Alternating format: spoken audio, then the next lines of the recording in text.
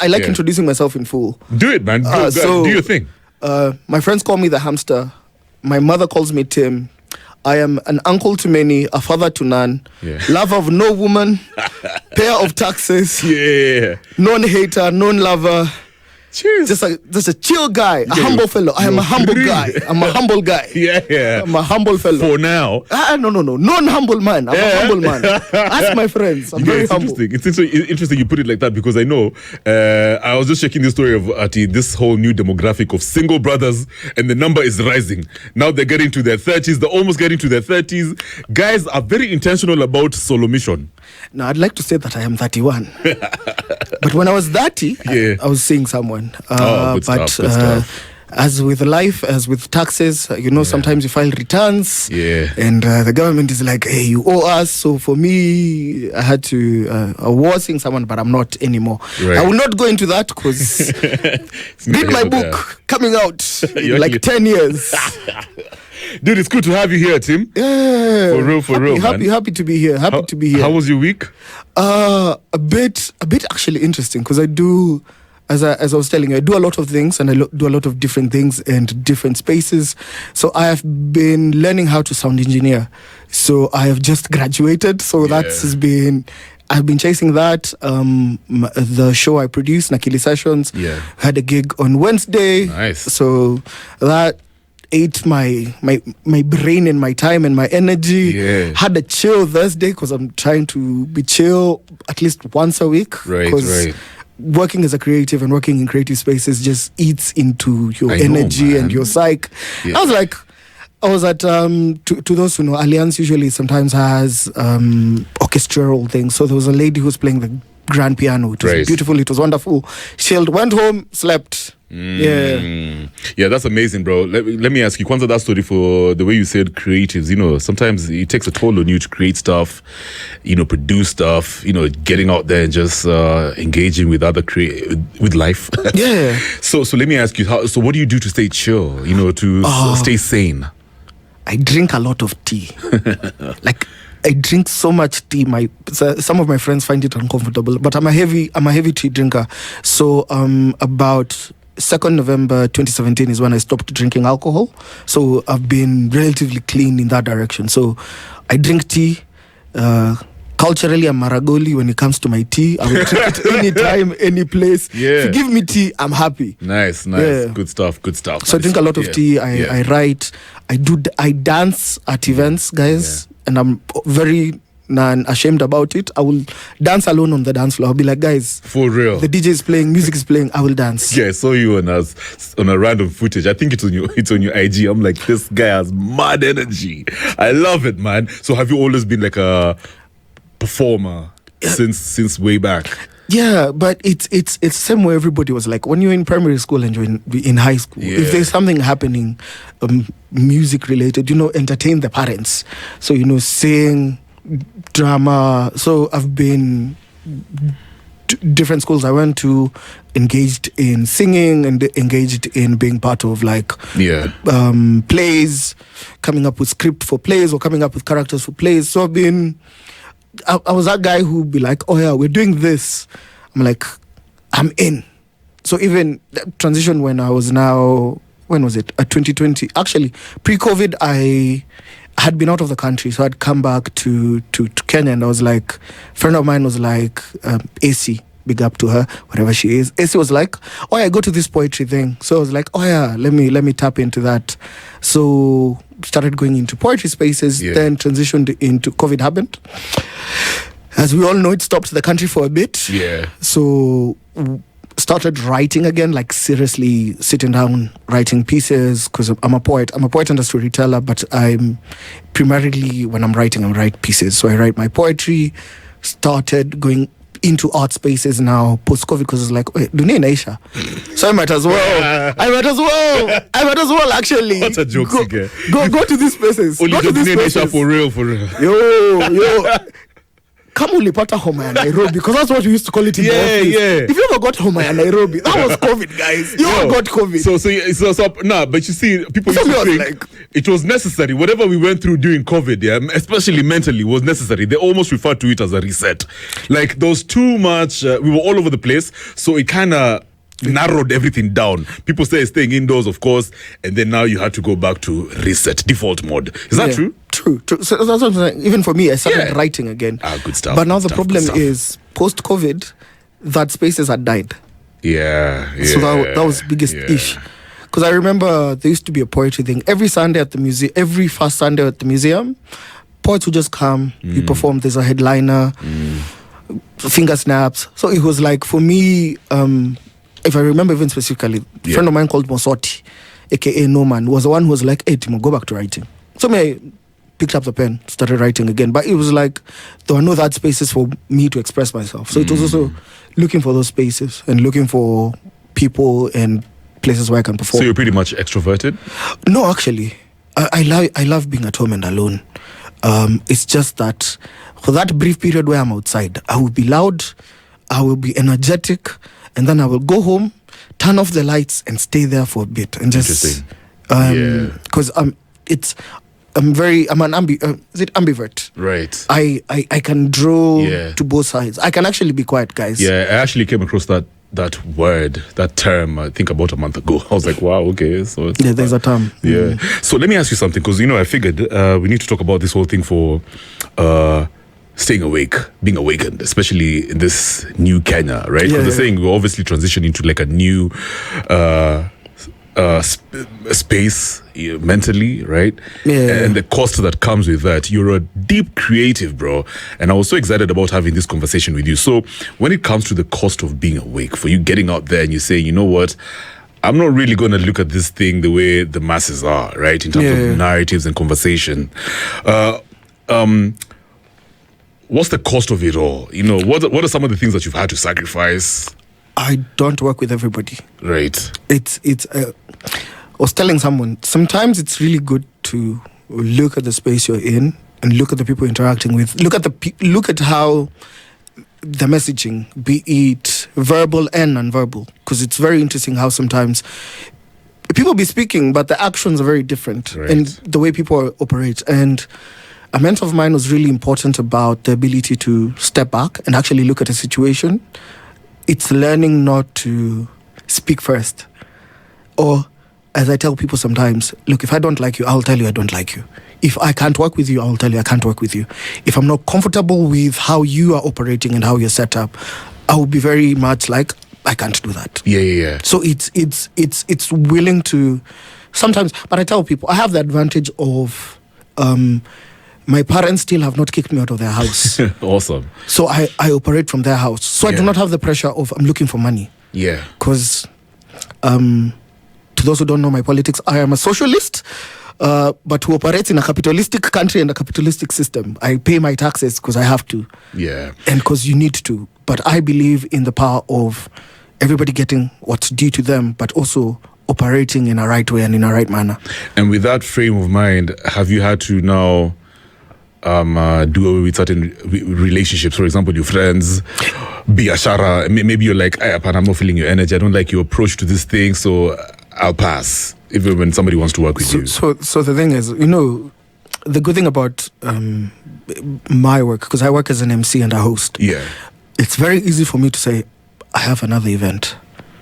That legit, even if I'm going to be at home, even if I know I'm going to be at home, I'm going to be at home. I legit have nothing I'm doing. I can actually say, legit, I have another event. Right. I have another client. It's the ability of going, hey guys, look, or asking. It's also having conversations with like-minded people. I have a friend of mine. We're pretty much named the same. We're both Timors, both poets. So we're both in very similar circles. Sometimes we even sit with each other and go like, hey, like, how are you seeing this? Or some other friends, I'll be like, how are you seeing this?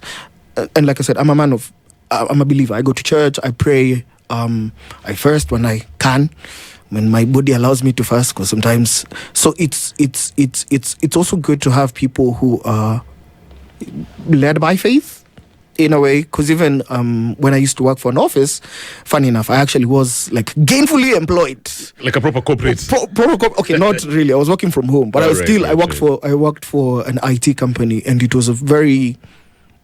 It was for 1 year, but the way the company used to operate was so, like, first, even the ethos of the company was about integrity. So I operate, and it clicked with me. I operate with integrity. I cannot take my brother's bread, because that's my brother's bread. Nice.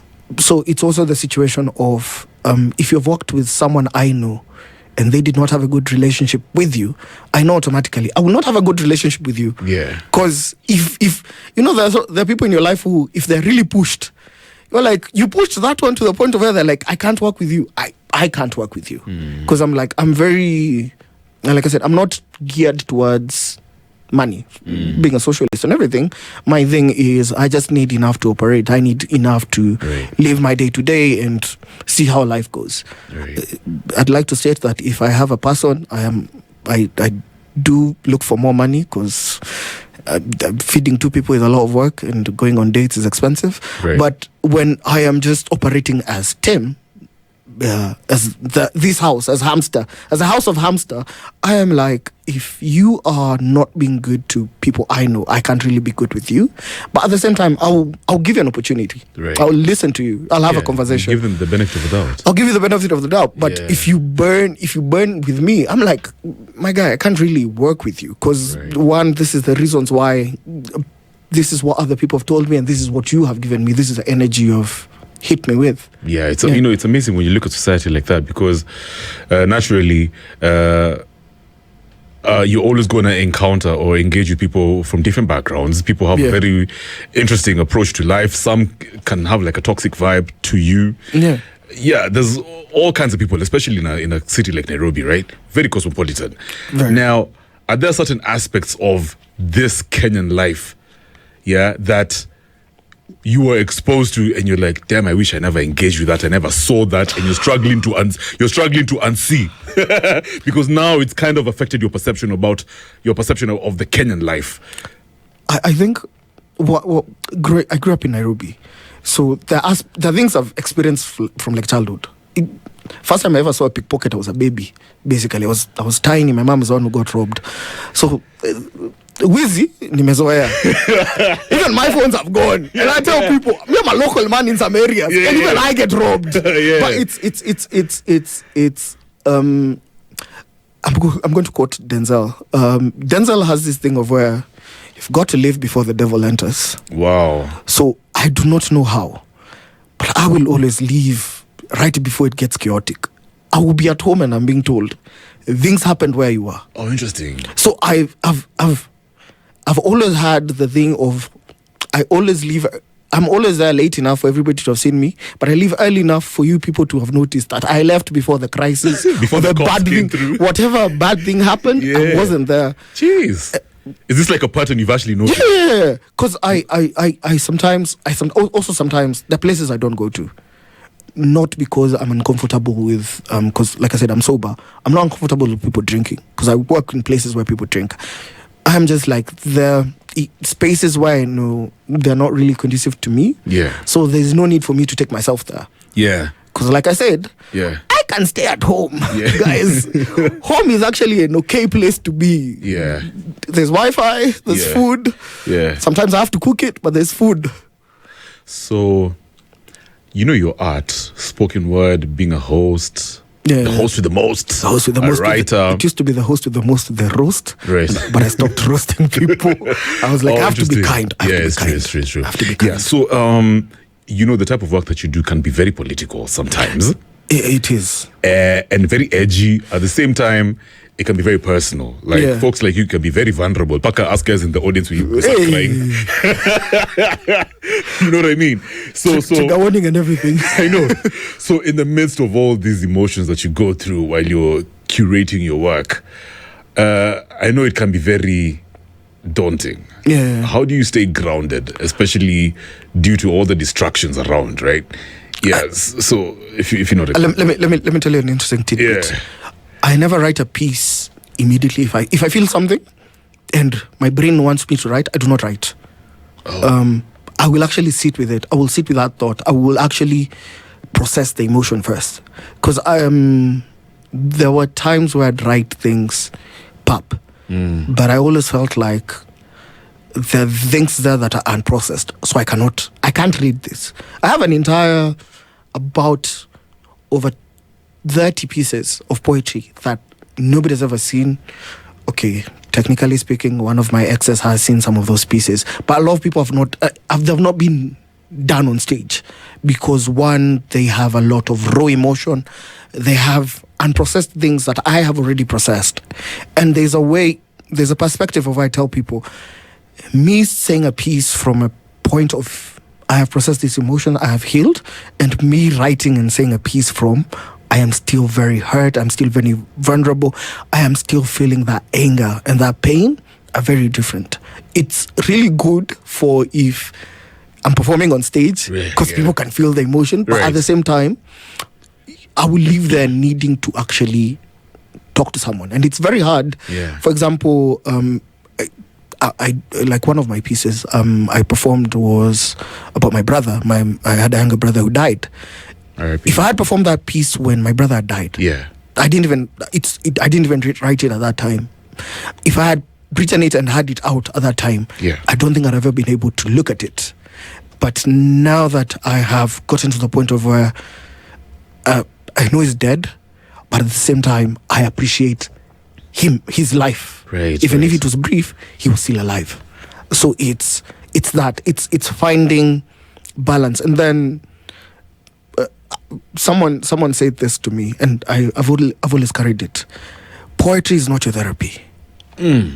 Poetry is not your therapy. Because the bad thing about journaling and all that, sometimes, not saying all the times, and I'm not saying for everybody, for me in particular, is I will not process that emotion. Because in my head I'll be like, I have written it, I can ignore it. I need to actually sit down with the emotion, sit down with whatever I'm processing, whatever I'm feeling, to go to the point of where I'm like, okay, now I am okay. Now I can actually express it if need be. Yeah. Let me ask you, I always refer to this book every time I have conversations with, deep thinkers like you. Elizabeth Gilbert and Creative Magic. She's talking about how some creatives usually they're weirdly attached to the pain and some of the crazy things that they've been through in their lives, like most people have anyway. And the reason they're so attached to that type of emotion is because apparently it helps them curate even better, right? Like somehow it just makes you more intentional. The grief kind of helps you put your heart on your sleeve. Is that true that when some even need alcohol and drugs to curate better? Is that true or it's a fallacy? I will not name names, but it's actually kind of true, because you find, like I said, people process things differently. People go about things differently. I'm going to hit you with a line from a TV show I watched growing up that actually should not have been. But there's a show called Black Dynamite. It's an animated show, and it was touching on Richard Pryor. So they're doing a joke about Richard Pryor's process, and the line was cocaine. What a hell of a drug! Right. Richard Pryor, by the time he was dying, he was more cocaine than man. Wow. Man was really funny. Like, if you actually go look at old Richard Pryor material, you will laugh your head off. But he was coked out. He died early. He died when he was not supposed to die. He was an old man, but he wasn't old. I find it one, because I'm taking life raw. I'm experiencing all of these things I don't have handicaps. I don't take any kind of, stimulant. I come out of it a bit better for me, in the sense of that, yes, you'll feel the emotion, but you'll also feel the balance. Right. The interesting thing I've actually ever experienced for myself was heartbreak. Heartbreak is really interesting, because heartbreak, as a writer, it was pushing me. I got dumped in December. I did not write a single piece until April, because I was like, any piece I'll write during this period and this time will be bad. Not in the sense of, anger and all that, in the sense of I will write things that are not true. Was the first piece that you wrote after the breakup, was it about the actual relationship? I mean, it was just something else. Let me tell you a piece of funny bit. It's called Baby Mama Drama. First of all, I have no child. Yeah.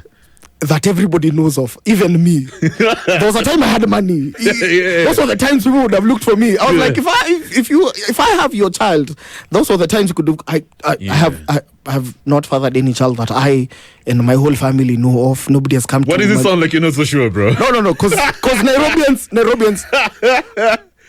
People with beards and dreads have a bad reputation. I know, dude. People with beards and dreads have a bad reputation. I'd like to state that I do not have any kid. Yeah. That anybody knows of, including me. Why does it feel like you're addressing somebody? I'm addressing the nation. I am addressing the nation, and I'm saying this. So, I wrote a piece called Baby Mama Drama. Yeah. Do you know why? Because I was like, I've seen what other people have felt, because I'm not really feeling it, but I've seen what other people are feeling. Sure. So my outlet was writing a piece that is so out of pocket and not me, right, to the point of where I'm like, now I can go back to writing, because I'm like, I wrote this piece, it's a funny piece, there's some cuss words in it, so I don't really perform it as much, because I'm also trying to lessen the amount of times I curse. But it's like it's one of those pieces where it was like, my baby mama is a witch. Flip the B into whatever, right.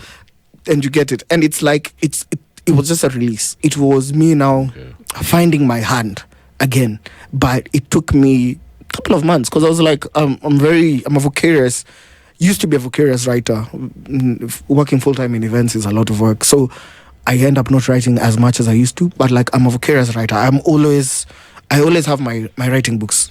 Yeah. So that leads me to my next question. And, whenever people curate art, I assume that you always think of the audience first. At the same time, I've been in certain spaces where, great artists say that you should never have regard for the audience first, because they'll influence you to do what's not really... What was not really your intention. You're not going to be authentic, because you're almost writing stuff from a performative perspective, as opposed to, what's really coming from the heart and the soul. Do you agree? Kind of. The customer is always right in matters of taste. And art as well. So art, first of all, I am performing to other people. Like, see, I've told you, there are pieces I can't do, because I know, one, people will not gravitate to them. They're still mine. They're still wonderfully written. They're actually really good. But it's like, it's not something an audience can gravitate to. It's something I was just writing for me. But I thought that's what really fascinates the audience, when they come and watch your stuff and they're like, oh my God, we didn't expect that. Yeah, but the thing is, one of my taglines is, I'm always lying. So I like giving people pieces where they'll actually question whether I was telling the truth or not. Right. I'd also like to state that I do not lie to people. I'm just that it's like Baby Mama Drama. It's just a piece. I have no kid. I'm defending myself too much. I will stop. But it's there are pieces of where you find it's also time and place. Correct. I have a piece I wrote. That book is somewhere in the house. But I have a piece I wrote about GBV. Gender-based violence piece is not a piece I can just drop on people's head. I agree. I have pieces I've written about just being happy. I have a piece I wrote about the sunset to be in particular. I was just writing about sunset. I was sitting on a couch, the sun hit my face and it was setting. And I was like, let me write about sunset. There are places where that can go, there are places where that can't go. Like I said, the customer is always right when it comes to matters of taste. You have to know what the audience is gravitating to. It's also why you find a lot of the times people who curate for poetry events, they give you a theme/topic. This is what we want from you as a poet. Right. Now, the thing that comes in a lot of the times is someone will just come in and perform a piece. I am also very intentional about what piece I'm giving people.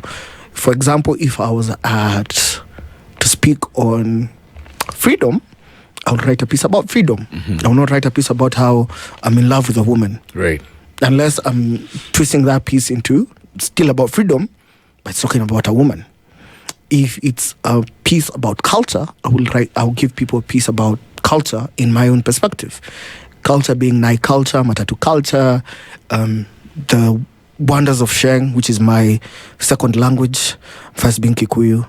Yes, I speak Kikuyu, guys, horribly, but I still speak it. But Sheng is a language that I communicate as much. But when I find myself in situations where English is a language of ease, I speak in English because it's... Today I texted someone, Dema inakuliwa, and they were like, what is Dema? That's when I realized, one, the Sheng I speak is very old. Two, I know, Dema is so old school, bro. Dema is so old school. I was like, Dema is food, guys. Yeah. And I'm like, yeah. So it's also understanding how your audience is. If I was doing poetry to a millennial audience, I can speak Sheng comfortably because to them, I'm speaking their language. Yeah, you can say Dema. In a younger audience, Sikuzombor makes sense to them. Yeah. To my fellow millennials, Sikuzombor is Greek. Correct. So it's always finding a balance between, am I writing? Because you also have to realize that people who write for themselves. The people who actually write just primarily 100%. Their pieces will never see the light of day. They've just written them for themselves. There are people who write for other people to read, but not to perform. And then there are people who write to perform. So I want you to hold it right there. But I want to say something based on what you said. Yeah, for me, I guess I'm fascinated when I consume art that is so unexpected. Like I want the artist to really just take me to places I never expected. Yeah. So I mean, yeah. But I get what you're saying. You need to read the room, right? So people just picked up. Oh yeah, that's a hamster. So in a lot of places, in a lot of situations, people just know. People know me as a lot of the times because I also like putting in Tim because my parents did give me the name and I do use it. Yeah. So yeah, that's amazing. Do you want to add something? No. Okay. All right, fine. So I was going to ask you, do you think being aware, being awake, I don't like woke, awake, do you think also being very, I guess, socially aware, when you see things from a very different perspective, right, limits your commercial success? It kind of does. Yeah. So for example, it'd be really hard for me to do anything state related as a person, as a creative, as how people know me. I'd do one state event and I would not get another event because people would be like, oh yeah, you've sold out. Yeah. You've turned the other cheek, basically. It's also very hard for me to be in certain, you can say, spaces because I'm like, weirdly enough, I actually do go into these spaces to actually learn and get other information, but sometimes it becomes a problem when you're known. I'm Mandamanoed both years. I can't legitimately say, oh yeah, they're doing great now, because even for me, I'd be like, it's a paid ad, and I don't do paid ads. Right. It's very hard also for me to do anything. The people who are doing bad things in the Middle East, I would not like to say them because Mutani Kujia, my father is not a rich man, but can I say it freely? Because it's my opinion. It's my opinion. Yeah. I can't do anything Israeli. I legitimately cannot. Because one, the people of Palestine are suffering. Palestinians are people and they do exist and they do have a right to exist as a people, as a republic. I then can't go and say, okay, this is my opinion. It has nothing to do with Spice. It is Tim saying this. Yeah. It's a safe space. Yeah. So it's very hard for me to engage with even on the minute and lower level of where people don't know it's them, but it's still them. Because interacting with people who curate, it is also very easy to know where they're getting the funding and where they're coming from and where they're standing on.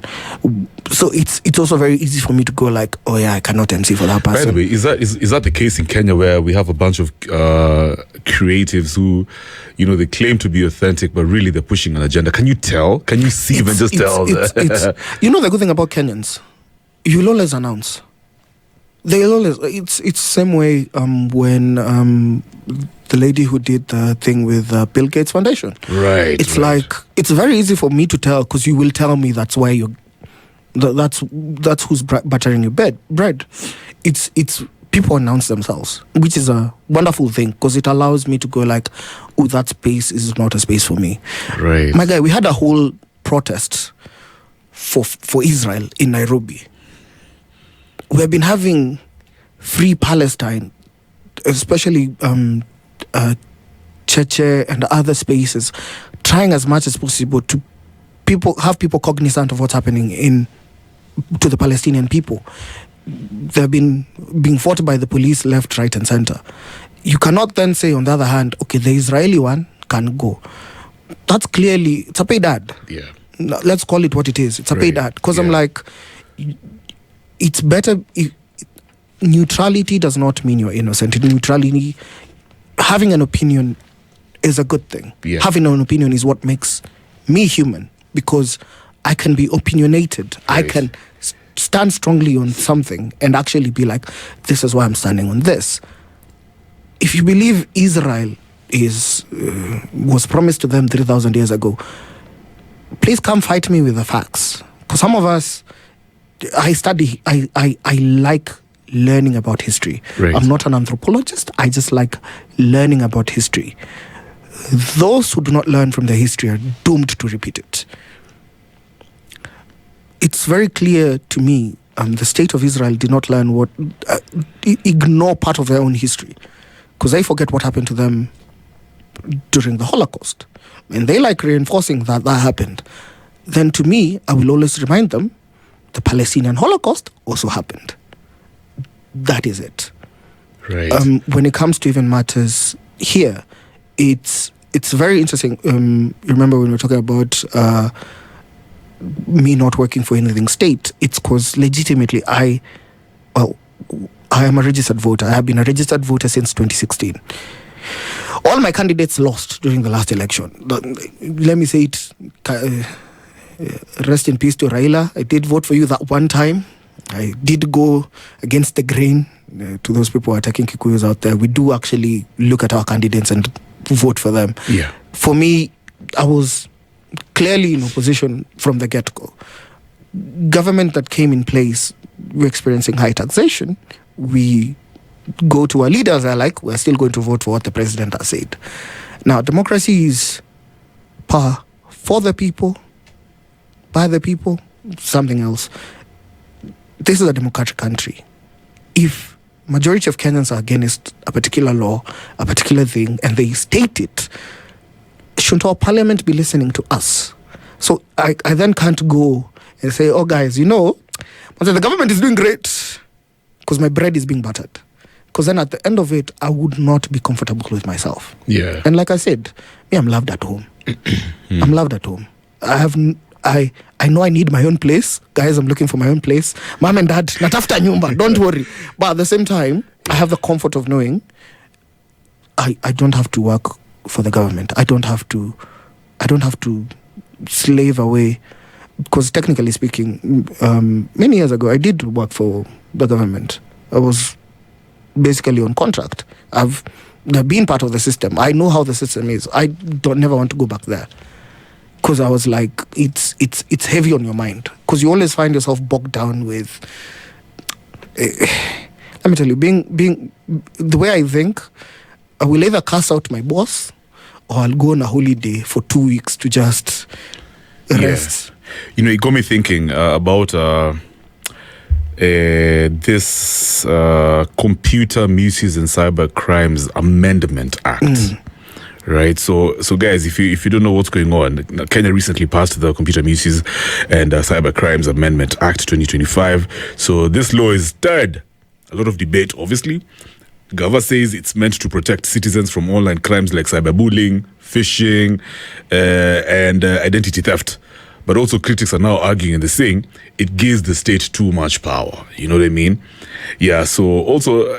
bear in mind, this law was actually signed just hours after the passing of Raila Odinga, raising eyebrows about the timing and the intent. So my question is, as a poet, as a communicator, as a thinker, a writer, how does this sit with you? This, I'll start with one thing. Yeah.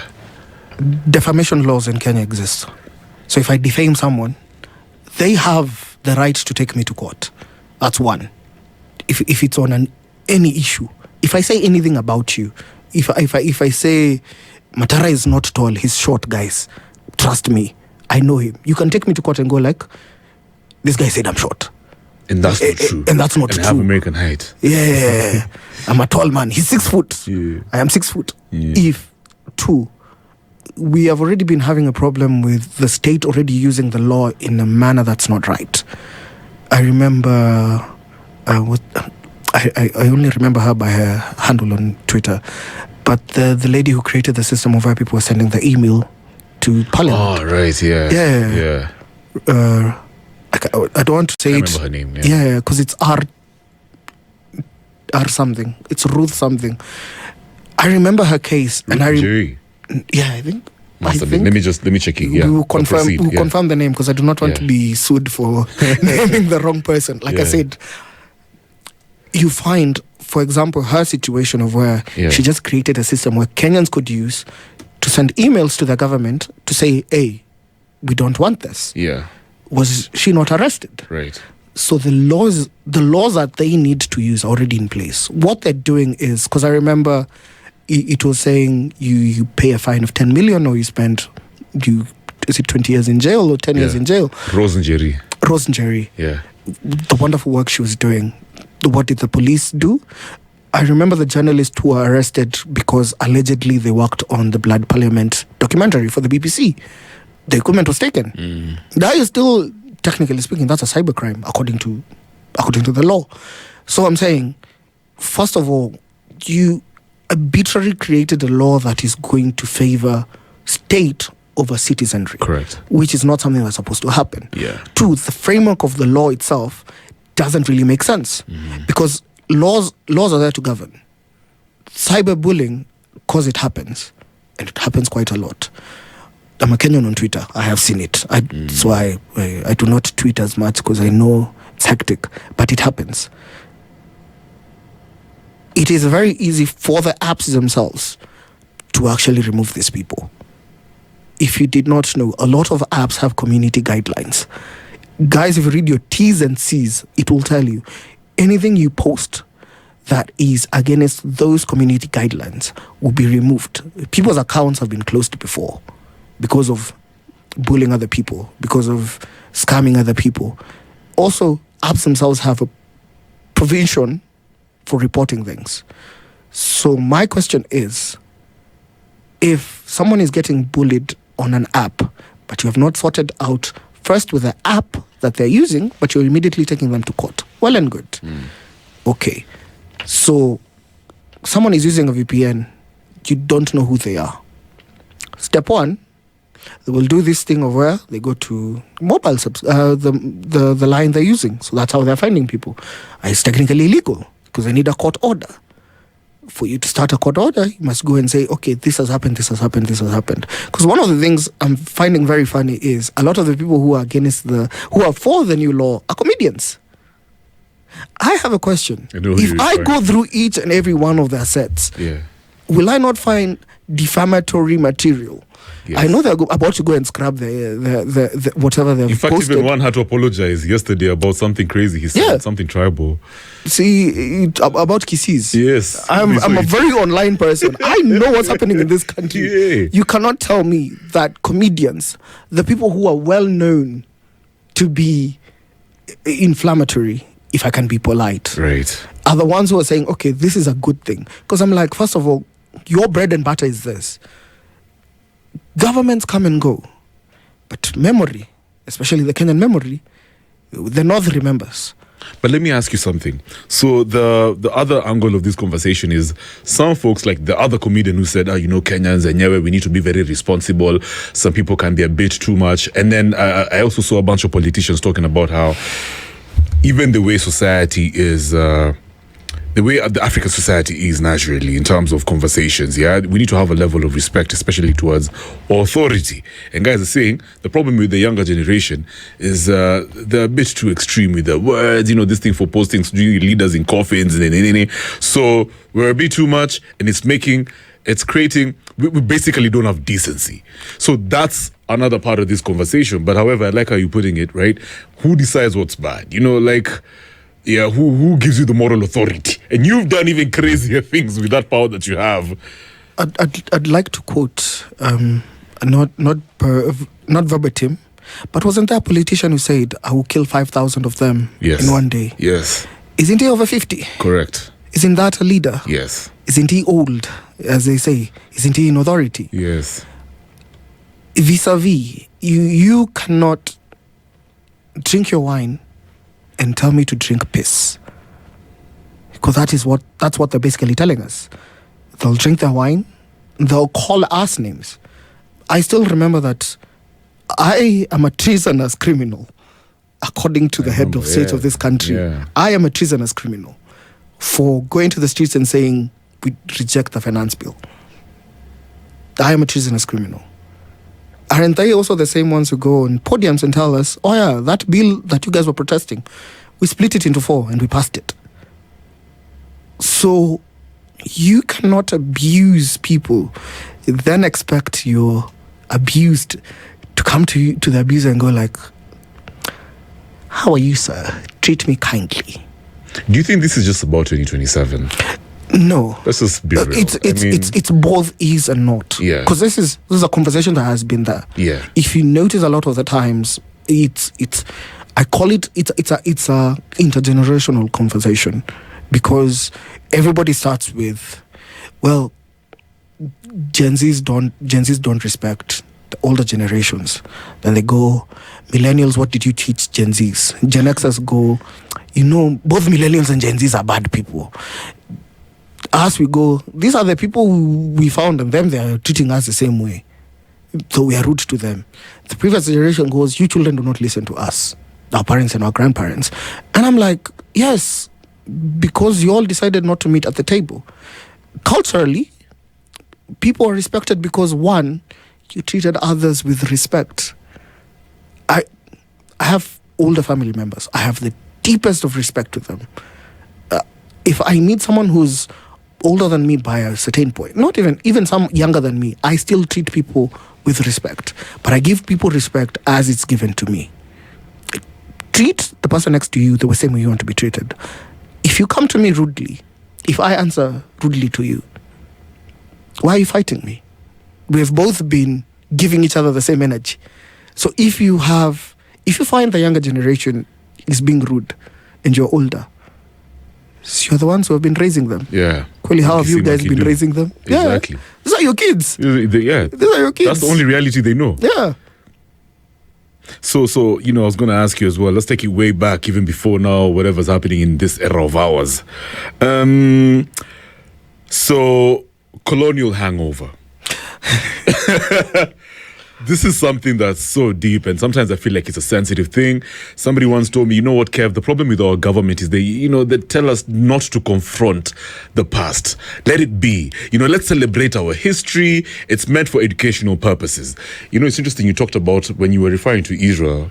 Yeah, the Europeans have a culture of, confronting the Holocaust, talking about what are some of the lessons they've learned, and the healing process is ongoing. But when it comes to Africans, especially Kenyans, right, our history and the injustices that our forefathers went through doesn't really need confronting. Don't touch. My question is, do you think our colonial past has pretty much shaped how we think our narrative, and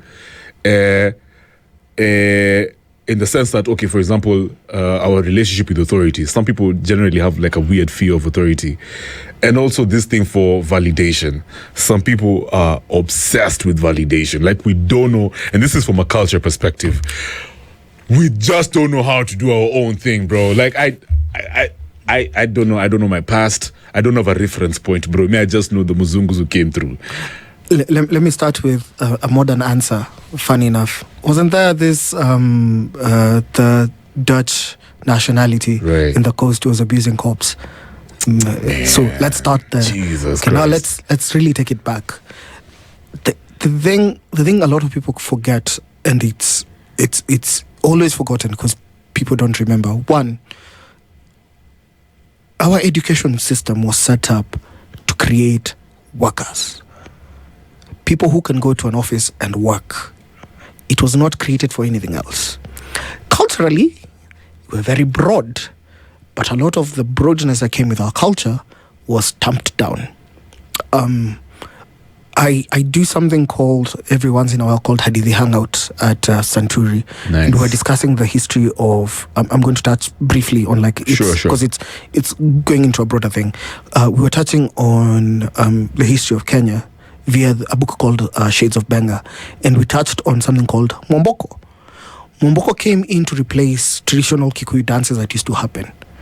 Mwomboko was an in-between, because the instrument that was mainly used was the accordion, which is a Mzungu instrument, and it came in around post the First World War.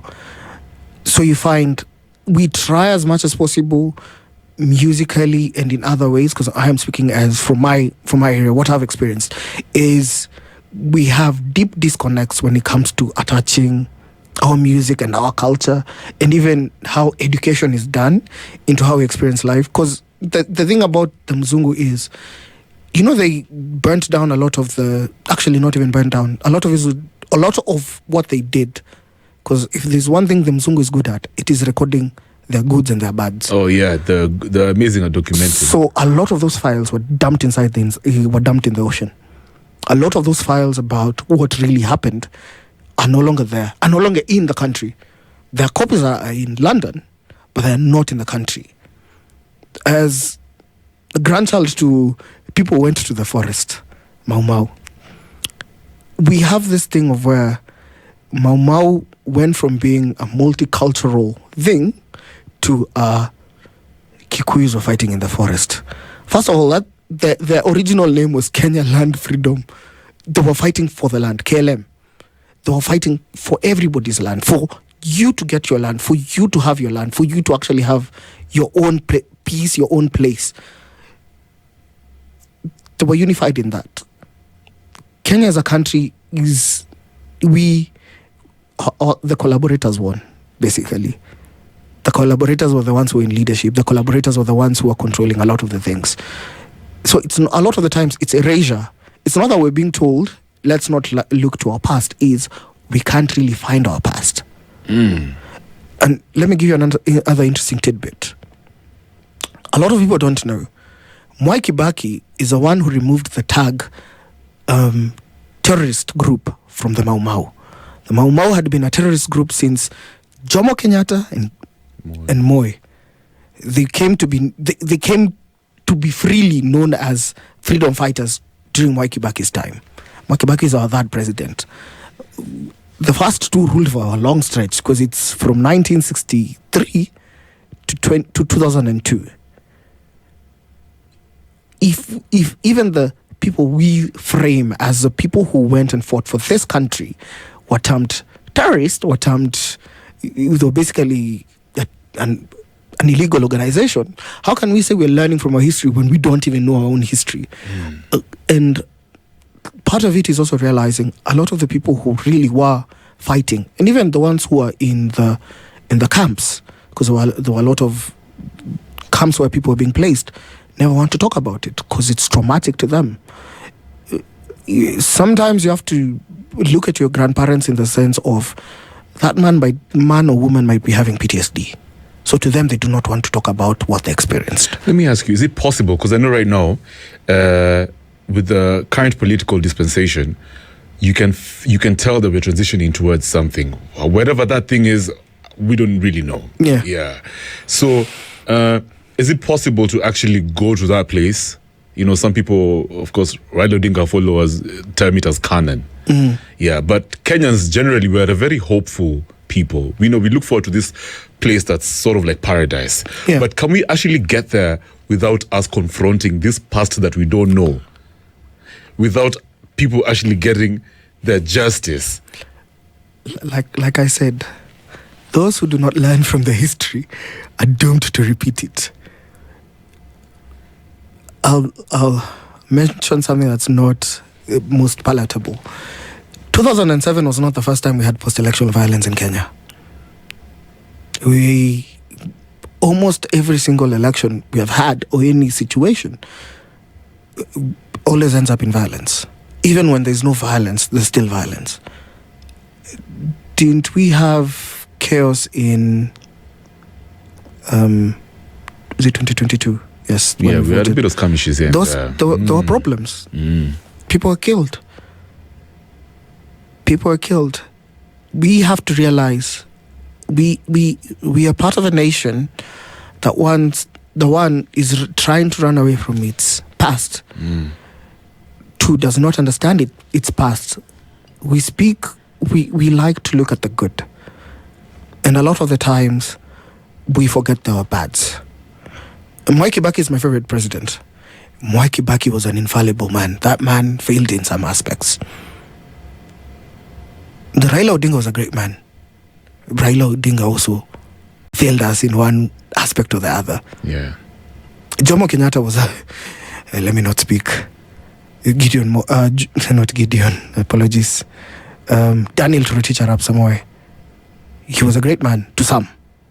I mean, they're not perfect. They're not perfect. Those guys are human. Yeah. They're all human. Yeah. They all have, man is to error. Yeah. Then why are we seeking perfection instead of looking at ourselves raw and unfiltered and going, hey, look, not everything is perfect. Exactly, bro. But we have to find balance. Beautiful. We have to find balance. Because if we do not find balance, it will culminate in, I'm hoping and praying that we do not have a violent election. That is my hope and prayer. We don't have a what? There's no violence. A violent election moving forward. In 2027 especially. Right. But at the same time, people are operating as though we're going to have it.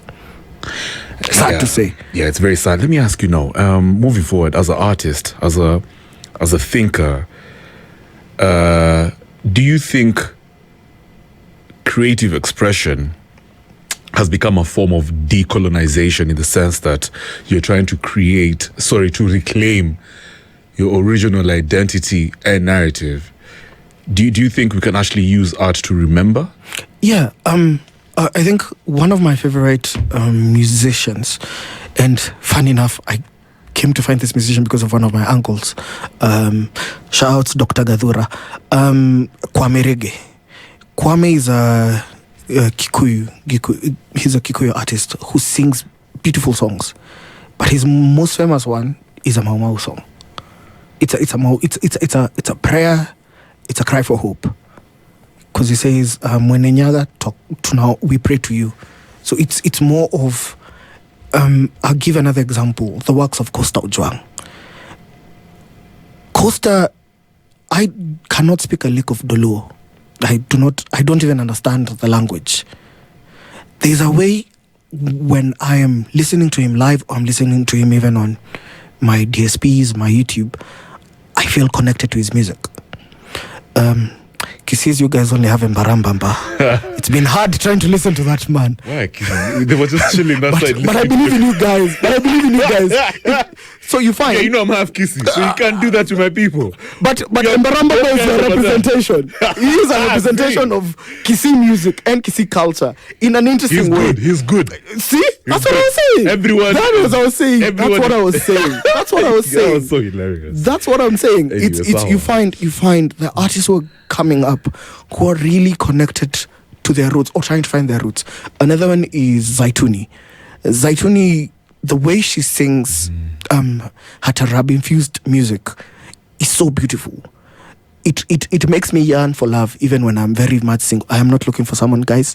Please free me. But at the same time, her music makes you yearn. It makes you want to actually even fall in love. There are a lot of artists who are like that. They've curated and created their music to the way you find yourself, even if you do not understand the language, right, you want to connect to it. And then the growth of even just spaces to allow those artists to perform in front of other people, and those artists also investing in their musicality, in the way they operate. I'd also hearken to I was having a conversation still from Hadithi Hangouts about one of my favorite artists, the great Eric Wanaina. Eric Wanaina has a song for about almost everything. Eric Wanaina has written about love. Eric Wanaina has written about how we take bribes. Eric Wanaina has also written about how our spirit is, and we are a strong nation, we're a fighting nation. He's brought about being proud to be Kenyan, because daima minim Kenya. That's what it means. I'm forever a Kenyan. One of my, I find it, I tell people, funnily, I choose to be Kenyan. I know I was born here and I've grown up here, and the only times I've been out of the country is for brief periods. But I have chosen to be Kenyan. I have chosen to be Kenyan in all it encompasses. I've chosen to be Kenyan in the bad and in the good. We fight people on Twitter, but every once in a while, when there's crisis in those countries, we go support them. Yeah. When something bad is happening right now, all of us are like, yes, that should not happen. I've seen buses stop people from overlapping on the roads, and passengers are like, deres mamisha gari, I gari ingine itapita. Slide my doors. What? And also, hey, pelekea your route. But then let me ask you something. Yeah. Looking back at the Gen Z Mandamano of last year. Correction. Yeah. Gen Z's Gen Zote. Kenyan. Also, I'm also a Gen Z. Yeah. Adopted by. Yeah. In serious situations. Hata mimi ni Gen Z. Yeah. So, do you think, did it actually change how you view activism and civic engagements in the country?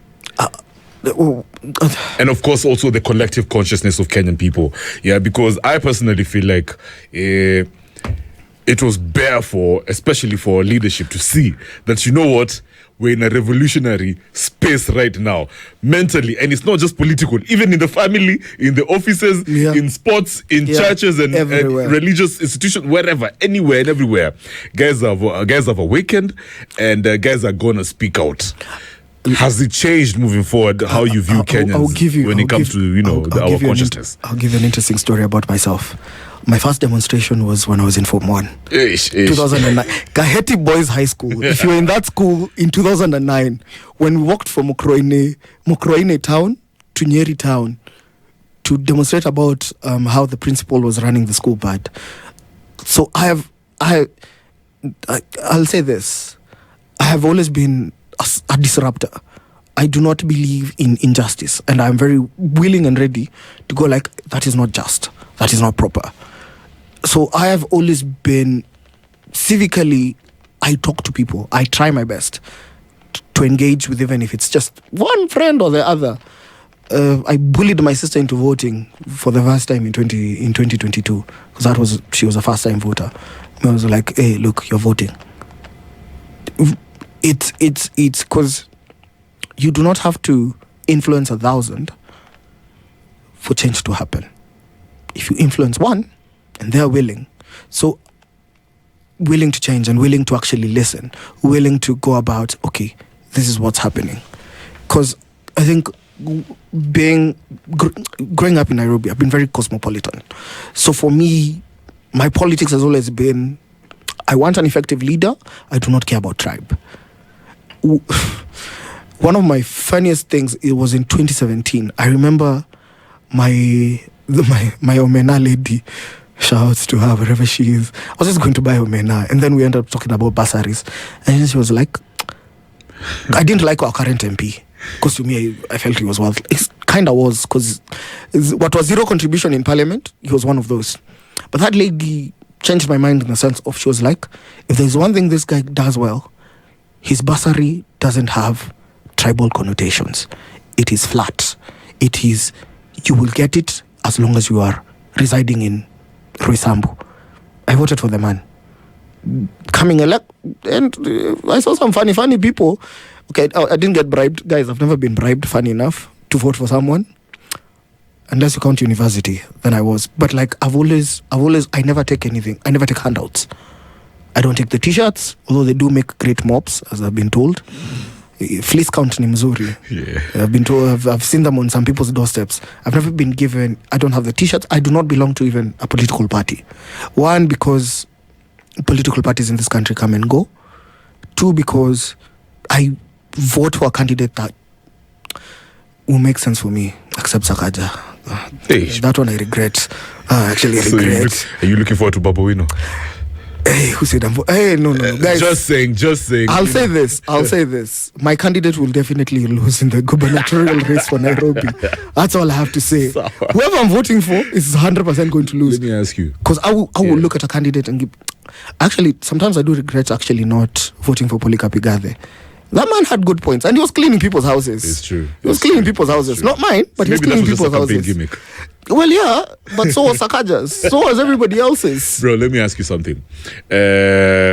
So we just witnessed the passing of Raila Odinga. Some say it's the end of a political era. Joey. Yeah, Joey. I read a very, very interesting online article on one of the online dailies. And this lady said how, if you look at how Raila came about, this is something that he was not a comrade like others, like Rengo. He was cut from a different cloth. This is he probably, his legacy was passed down from his dad. Yeah, you can easily tell. Yeah, right? So you agree, right? Yeah. And his dad, you cannot erase Jaramogi Oginga's name from the consciousness of Kenya as a nation, right? So this lady's conclusion was, for the person who's going to take over the leadership of ODM and the Luo community, it naturally has to come from the Odinga family because they have that thing in them. Do you agree? On the other hand, the people were saying, kuna, you guys, 2025, man. The smart Kenyans out there, we understand our narrative, da-da-da. It could even be Babu Wino. It could be da-da-da. I mean, you know what I mean. So do you think the person who's going to take over the leadership of the Luo community and ODM should be an Odinga? I'll start by saying something very out of pocket. Intelligence is not a scale of wisdom. You being intelligent does not make you wise. I'll start with that. 2, I said I do not have a political party. Now, ODM is a very interesting party. It has lasted 20 years now. 20 years, as per what they're saying. Okay, in all its iterations. It actually is 20 years. Yes, they're going to have the anniversary just before Raila passed on. No, I've just remembered how old I am. I know. In my head, I was like... Almost as old as you. I was like, ODM just started just the other day. It was like in primary. I was like, see last year. So, but it's fiefdoms are very interesting in that they will either scatter and become new clans, or they'll stay united. But a fiefdom is still a fiefdom. He who controls the purse controls what will happen. That is my opinion about ODM. And I started with intelligence does not equate wisdom. It's not a measure of wisdom. Yes. Okay, fine. So I have 3 final questions. Yeah.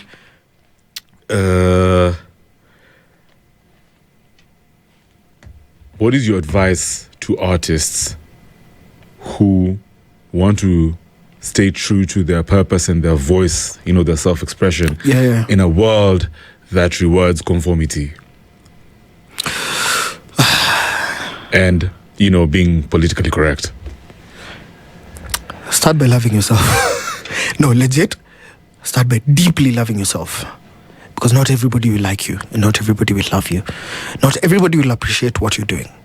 But at the same time, there's a greater reward for you. Now, the problem is it's not going to be monetary at first. Wow. It's not going to be monetary at first. Because the thing about conforming to what everybody else wants you to do is it's very easy for you to hit. It's easy for you to be the in thing, what people are chasing. But at the same time, your life, your span will die very quickly. If you've ever met me in musical spaces, I'm always ready to have conversations about artistry and what people chase. And I've journeyed with some artists from when they were relatively unknown to now they're known. It has taken time, it has taken effort, it has taken a lot of their money. But at the same time, they're satisfied with what they have. So my question is also, why creating art? I was confirming in my head, I have never been paid to do a piece. in all my life as a poet, my poetry is always freely given. I don't go looking for gigs as a poet. I have never actually like gone to be like, oh yeah, can I be the opener for this particular event as a poet? I find satisfaction in that. In that I am just expressing myself and I'm telling people interesting stories. Because a lot of the times when if I'm doing spoken word, I'll do it in form of a story. Even if it's a written piece, it's going to be a story. I find satisfaction in that. But if you're looking for money, my friend, just go look for that money. You'll find it. Yeah. Invest. Because then you'll get to a point of where people don't want to listen to you. And that's it. Oh my God, you get dropping bars. No. Let me give you a small example. Good job, yeah. Small example. Are we still listening to Ethic? Z, man, you get the dips like 100 million years ago. But you know what? I always tell people, one thing I'm proud of them for. But I saw them trying to make a comeback. My dude, they dropped a whole album. They're the only Gengeton group that actually dropped an album. Like, willingly. That's actually good stuff, yeah. Willingly, Yeah. they were like, here's a project from us. 20 years down the line, when your kids are of age, introduce them to whatever shenanigans you're listening to. I also want to, I big up, interesting enough, it's also why I'm, as a child who grew up listening to Issa, I'm always happy that Issa had a body of work that I can always refer to. Exactly. Issa actually, the whole album is on his Spotify. It's everywhere. You can actually find it. You can actually listen to the works of Issa. You can unaweza kukabasha Issa for your kids to actually listen to what you were listening to growing up. Yeah. But at the same time, you have other artists who don't drop albums, but they drop bangers and they're still relevant and they're still. So it's finding that balance. To those who don't know, Major actually doesn't have an album. Oh. But Major will drop songs that will get you moving. Him, every once in a while, he will drop a new song. He will give you a new song. He'll give you a new track. Flow is still the same. The bars have progressed. They've grown. They've matured a bit. The tumbler is still tumbling, but it's Major. You will actually still Okwonko and all that. So it's finding the balance between what are you really searching for, what are you trying to be, and what is sending you to become an artist. If you're looking for quick money, it's a straight up lie. The only way you'll make quick money ni kama unaosha. If you umeamua kufungua laundromat as an artist, ukiosha, you'll get that money, but it's not good money, so it won't last. Is there a blessing or burden for you? No. Like there has to be, bro. No. Because I said one thing. One of the things I tell people, I am a known hater. If you want someone to review your things, I will give you a review that will actually make you reconsider everything about your life. Oh, snap. Because actually, one of the reasons why I stopped reviewing is one of my friends hit me with, hey, bro, hey, ulinifanya hata mimi nianze kujiuliza. And I was like, but at the same time, didn't you improve? So I did. I do not have a burden because one, if my siblings decided to become artists, or my cousins, or my nieces and nephews, I'd have a very heavy burden because that's family. Hey, but the rest of you, I will buy tickets for your shows. I will attend your shows. I attend shows. I go to shows. I listen to people. I listen to up-and-coming artists. I listen to established artists. I listen to the OGs. I stopped reviewing, so I don't have a burden of where I have to give people, oh yeah, this is how it was. But do you care about reviews for your own work? People have opinions. Some of them are right. There's someone who was reviewing my work and they were telling me about the emotion I had. I was like, hey, I didn't feel that, but thank you. Thank you. Because one thing, you reviewing my work, to me, you're giving me credence. It means I've gotten to the point of where you're curious enough to sit with it and review it and That's actually true. look at it. Yeah. I just said I do not broadcast my reviews, but I have reviews. Like if you ever drop a project and you want to listen to what I have to say, look for me. I'm the hamster everywhere. If you look for the hamster and go like, hey, I dropped a project, can you tell me if I did right or wrong? I'll be like, hey, let me listen to it. I'll tell you, okay, whoever was your mixing engineer, fire him. Okay, your writing is very similar in all songs because there are some people who are very lazy, who have lazy pants, and it happens. I'm not saying it is a bad thing. I'm just saying I review things. But to those who know who Anthony Fantano is, partly inspiration to how I review, because he has a very interesting way he reviews music. He's mostly Western. So those are the kind of people I also like listen to their own reviews about. Okay, generally I try to review albums, not singles, because I prefer listening to projects because it's nice. There's a brevity to the work. Yeah. Yeah. So, for folks who wanna, engage with you, partner with you, they want you to host their gigs. Yeah. The host with the most. The host with the most. Maybe before you tell them your contact, your social media, all those other things. Have you got any projects you're working on? No. Technically, yes. Yeah. I was supposed to do a solo show this year. Yeah. I will not. Yeah. Because, like I said, I was learning how to sound engineer. It took a lot of my time and a lot of my energy and a lot of my, because I'm still working in events. So I was supposed to write, because I was giving people new pieces, like right. I had to write something new. So I'm currently not working on any new project, but I still perform at Rafinki, at Poets You Should Know, at Neoetry, at Mizani Open Mic, at Kwani. Those are different places you can find me performing poetry, basically. Yeah. I will give people a show next year, hopefully. Majaliwa, because I'm still writing and I'm still coming up with because I have ideas. I have pieces that are like they encompass one particular topic on different things.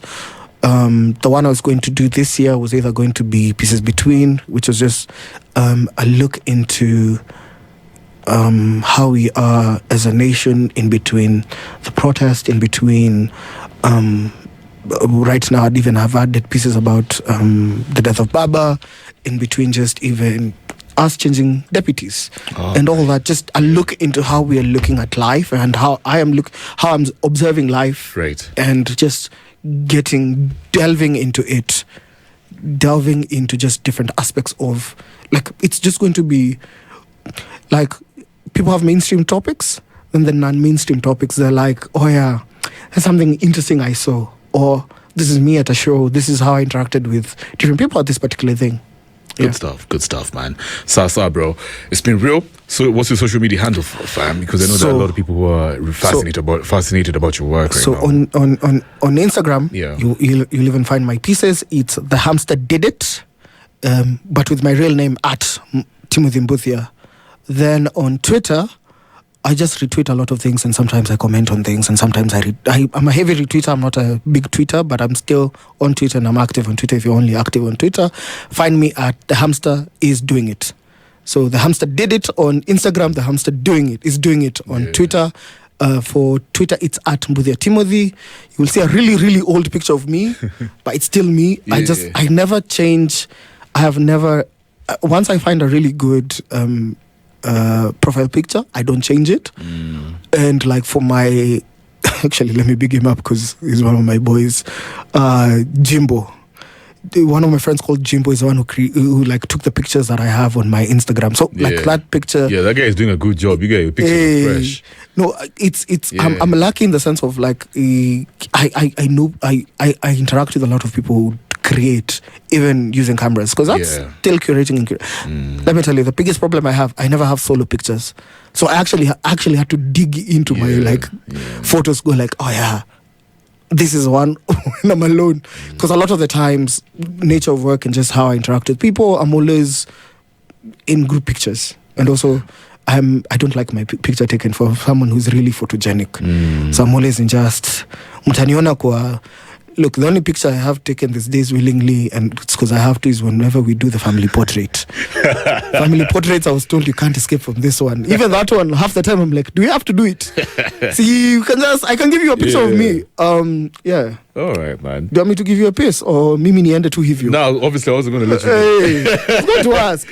Yeah, man. Sheesh, man. You have to ask. No, I have to ask. That's rude of me. No. No, I was going to give you a legit intro, man. So that's why we were going to outro. Do it. All right, man. Before. Stage.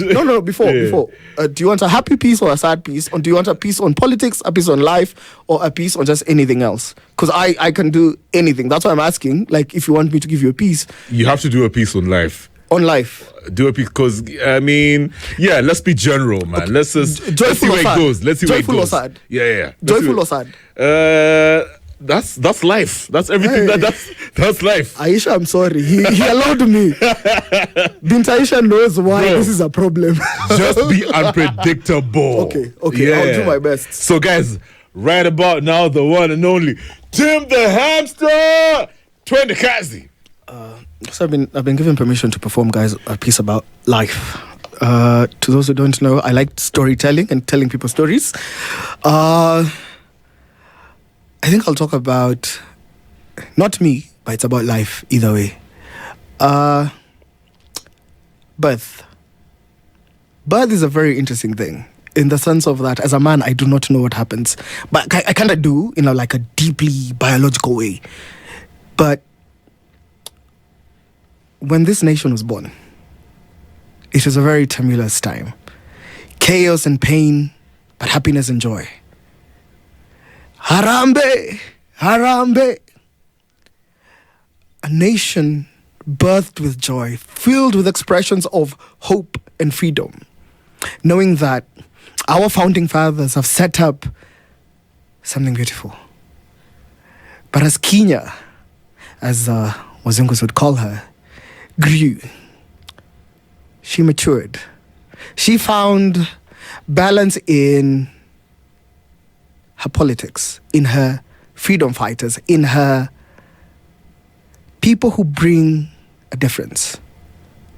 Birth. I will tell you a story about a wonderful lady, Shori for the Trees, another of Kenya's many daughters. She who told us, if you're going to uproot a tree, plant another. If you want to grow this nation, we have to grow our trees, grow our forests. We have to save ourselves. We have to start with you. Let me tell you about one of its many sons, Matara. He whose words ring true in your ears, he who stands 6 foot tall. He said he's from the lakeside, but sometimes he goes around Kisii. He who believes that words have power, that intelligence can be found even in the most interesting of places. Let me tell you a story about birth of ideas. I have not really written this piece, so I'm just giving you guys what I have.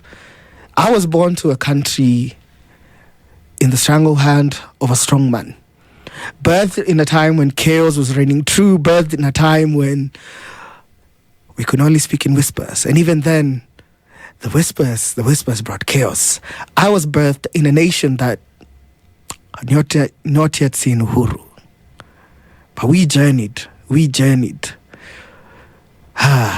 2002. The birth, not of a nation, but of joy, of peace, of the Rainbow Alliance, of leaders coming together, of Mwai Kibaki and Raila Odinga, of Ngilu, of Karua, of changing a nation, of finding togetherness, bringing together. Birth, 2007.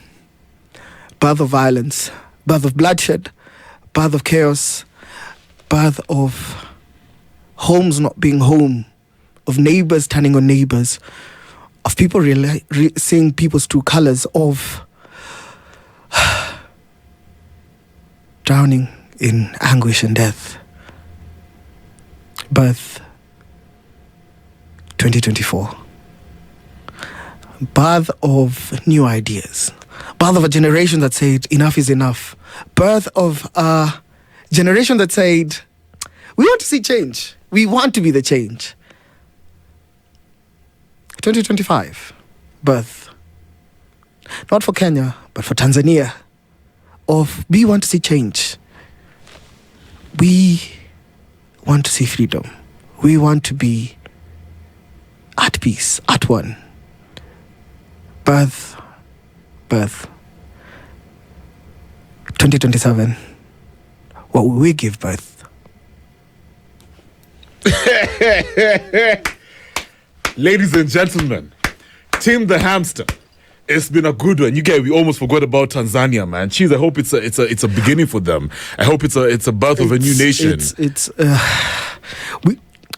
We can only hope for the best. We hope and pray. We hope and pray. Yeah. Because if the way the country is right now, nobody knows what's going to happen. Everybody is, because no internet, no nothing. It's true. So it's countries that are stunned completely. Yeah. Also, big up to the people in Namanga who decided to maandamana with Kenyans. Oh my God. No. It's actually in the national anthem for the East African community. It's true. Brotherhood. As one. Yeah. As one. Yeah. Ugandans, kuna bash najua mnataka kutuitia eventually. Tutakam. Tim, it's been real. Thank you so much for coming through. This has been one of the longest conversations I've had, and it's been worth it. Knowledge for days. You're such a vibe. The energy has been amazing. And we bless you, man. Keep on growing, keep on instilling knowledge in us. You're very resourceful to our country. I do my best. Yeah. Like I said, I'm a tax-paying Kenyan. I have to. Nice one. Asante sana.